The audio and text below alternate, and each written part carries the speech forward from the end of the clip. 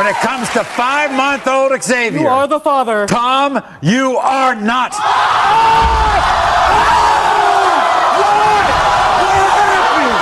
Jane, don't leave. What you put me through? Put me through this. You better go check them other people, not me. Can I get an apology?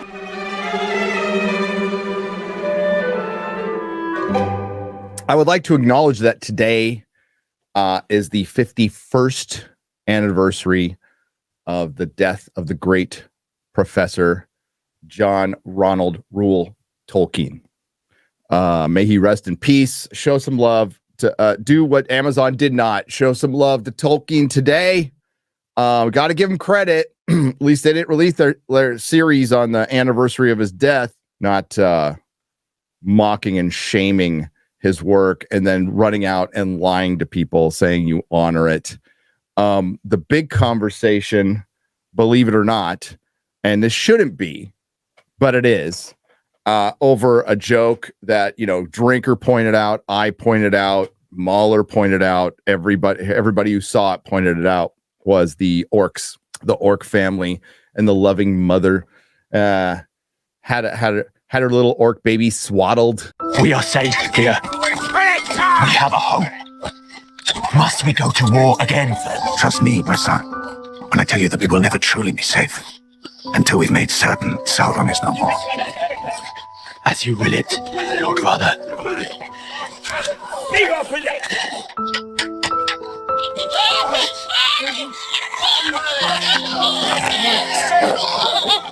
What? What the fuck? And it's a joke, and so it sparked a conversation that has been going on in the Tolkien fandom before I was born, on are orcs irredeemable? Which is a conversation is absolutely you can have within the works of the professor, who was not big on making irredeemable characters, right? But he also made it very clear, excuse me, that they're evil. They're a corrupted form of life. They're evil. They really like things like torture. Love it. Love killing things. There's also a mention of, Gandalf is talking about orcs. He's talking to Frodo. He's all, they hate they hate Sauron. They hate and fear their leader. That doesn't mean they're not evil. It just means they're evil. They're ruled out of fear and they're enslaved. But if you get into the new Shadow and what few notes that Tolkien wrote in the Fourth Age, there is the discussion of Gondorian boys pretending to be orcs and going out and causing trouble, orc cults. It's Satanism. Okay, that's what it is. That's what it is. They could try to there's so many fucking scholars out there trying to reach trans allegories and fucking LGBTQ plus allegories, and that just did not exist in the story from Tolkien. But when Tolkien talks about his loathing of allegory, what he follows that up with is application, which is you get what you want out of the story. That's fine. But don't try to say that that's what he was putting in, because he wasn't. Whatever you get out of it, you get out of it. And these are things that, again, have been debated long before I was born, will be debated long after I'm gone, because he created the greatest story ever created. And Amazon made the single worst adaptation of a work ever. I mean, Velma is the single most hateful thing I've seen towards its source material. But that's because it's a Scooby-Doo cartoon that's been derived 100 times. When it comes to Tolkien, there hasn't been a lot of animated and live action adaptations. A handful, a precious handful. Thank God.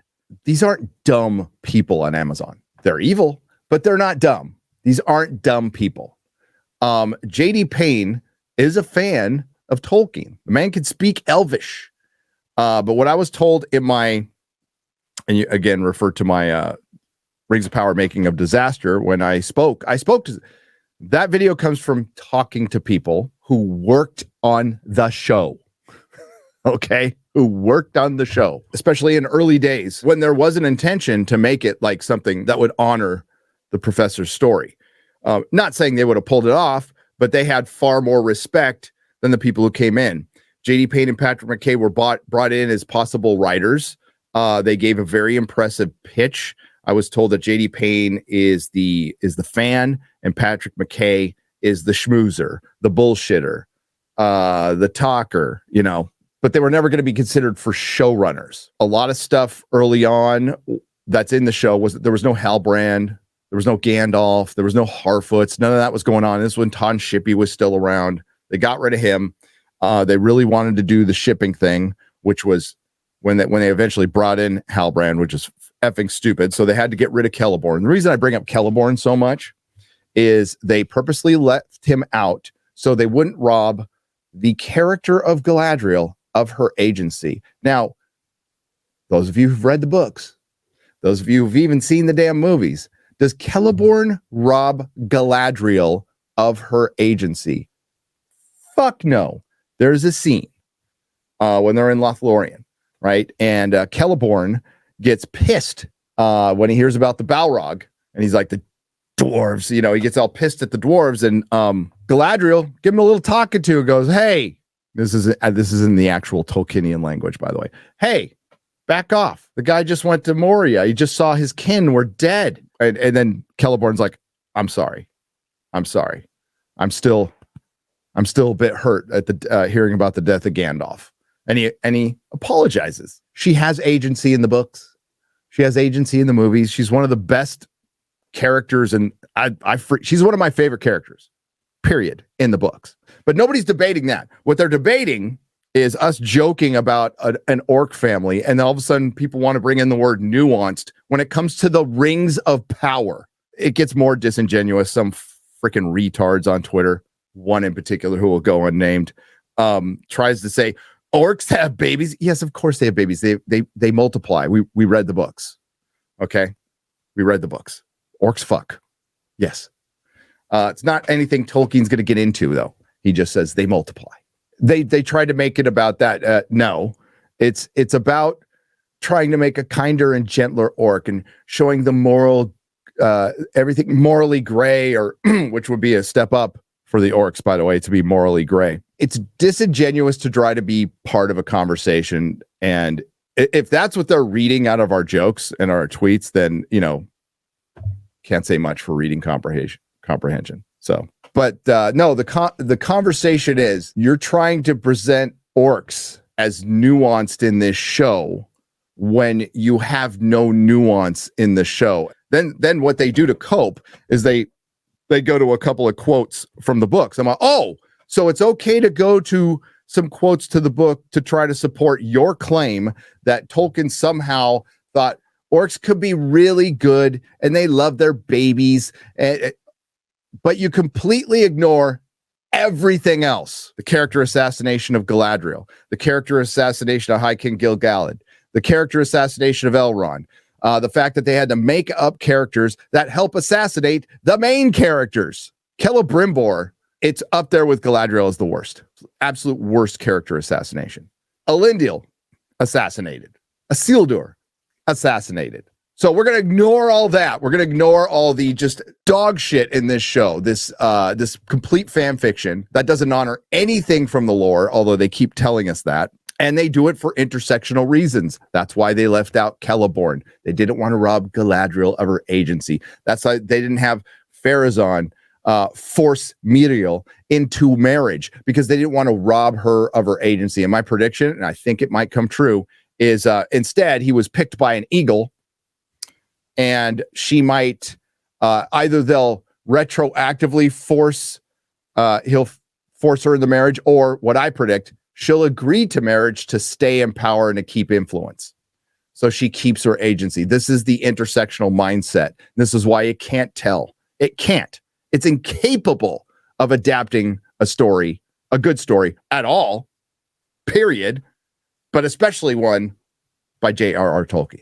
So that squabbling can go on. And again, if we're discussing just the works of the professor, yes, absolutely, all day long, you can discuss all the nuance you want. But if you try to do it to justify this fucking show, you're disingenuous or dumb. Pick one. Fucking pick one. I think mostly it's disingenuous. It's just, you know, I know it's Twitter and it's fandom. And it's a normal debate. That's a normal fan debate to have, hey, are orcs, redeemable. I think that's a really good debate to have within the works of Tolkien. Have it all day long, like I said. But it's being used to justify the show. And it's the same people who tried to justify warrior Galadriel because Tolkien basically said she's athletic. Well, that makes her a warrior. Well, all athletes are warriors then. She was at the rebellion. She didn't fight in any wars. Queen Muriel did not fight in any wars. She didn't go to the fucking Southlands and get herself blinded because she was leading an army of flabby Numenorians. No wonder why they got their asses kicked. Again, intersectionality is the reason they do that. That's the reason they make these decisions. And this is their fucking mindset. Tolkien doesn't have a lot of women in stories and stuff, so we are going to improve it by warping his lore into where we could put as many women in charge as possible. And anytime a man is in charge, there will be a woman next to him, usually a very heavy black woman, telling him what to do all the time and inspiring him.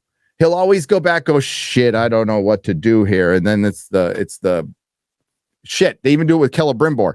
There's some female assistant or a wife going, well, you should do this. And he goes, okay, you're right. You're awesome. You should be a leader. Too bad women can't be leaders. You know, it's like, fuck, it's everything now. Amazon, Rings of Power, the Orc family controversy explained. Season 2 of Amazon's The Rings of Power sparked controversy and online debate after the series depicted sympathetic Orc family, a subject that the Lord of the Rings film trilogy largely avoided. And, you know, most of Tolkien's legendarium, like 99.9% of it.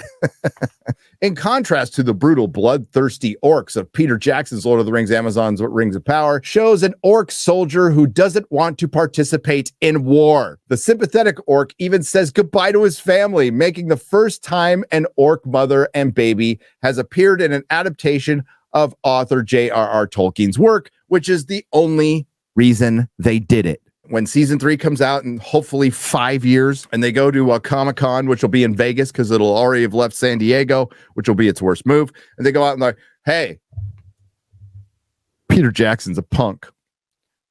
We put a mama and baby orc. And then people just go, so stunning. So brave. It's the most cringe scene in the first 3 episodes, but it's not the worst part of the show. But it is the single most cringe scene, because everybody's leaving out the context, right? It's like, oh, they depicted an orc family whose leader is Adar, a dark elf who was made up, who took over the orcs. They insinuated created these orcs in season 1, but now it looks like he just took them over. Not really. That he calls them his children, and they just want to go and be in peace. And, oh, by the way, they created Mordor in an afternoon. But you're trying to say, well, no, this is actually accurate. No, it's not. It's not accurate at all within the context. If you're looking at it as one frame without thinking about any of the story, which most people didn't watch, that's probably why they're talking like this. No, within the context of the show, it's total bullshit. Nerdrotic.com. Please subscribe.